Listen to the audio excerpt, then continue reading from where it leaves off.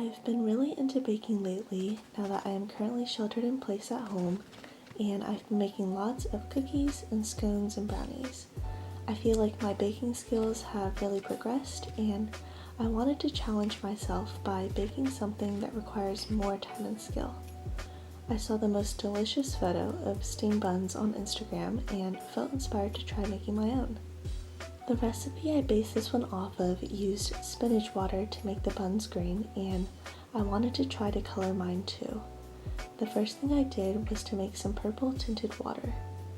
Honestly, this was kind of a fail because the purple dye from the cabbage wasn't very strong, and if I remember my biology correctly, when yeast consume the sugar inside the dough, carbon dioxide is one of the products released.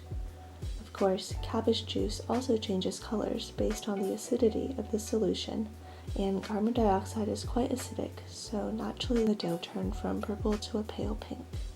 I don't have an electronic mixer with a dough hook because I'm not that fancy, so I ended up kneading the dough by hand.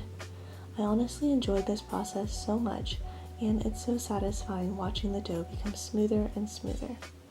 I think making any type of bread or working with yeast can seem really intimidating. At least it did for me at first, until I went on a Knowles horsebacking course last summer and my instructor taught us all how to make bread in the backcountry. If I could make bread using a metal spatula, flour, sugar, water, yeast, a camping stove, and a cast iron pan, I became pretty confident that I could make bread at home in a real kitchen. Honestly, the most annoying or best part about making these steamed buns is waiting 2 hours for the dough to proof or double in size. It's been working well though for me because I'll make the dough in the morning before a block of Zoom classes, and when I'm finished, it's ready to shape and cook for lunch. I don't really like the traditional meat filling, so since I'm making my own this time and I have full control over what I put inside, I opted to stuff the buns with taro, which is a sweet yam that is common in Asian cooking. I've already pre-made some taro paste, so you won't see me do that in this video, but in case anyone's wondering, that's what I'm putting inside the buns. I'm also excited to try stuffing the buns with different fillings, maybe a vegetable version or a mochi version. There are so many possibilities. The rolling and shaping and pinching part of the process was a bit harder than all the videos I watched when I was learning how to make steamed buns made it seem.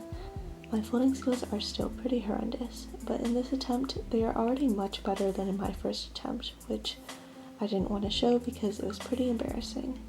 I've also gotten much faster, which is nice too. I can see how getting into a rhythm while pleating these buns can be really relaxing.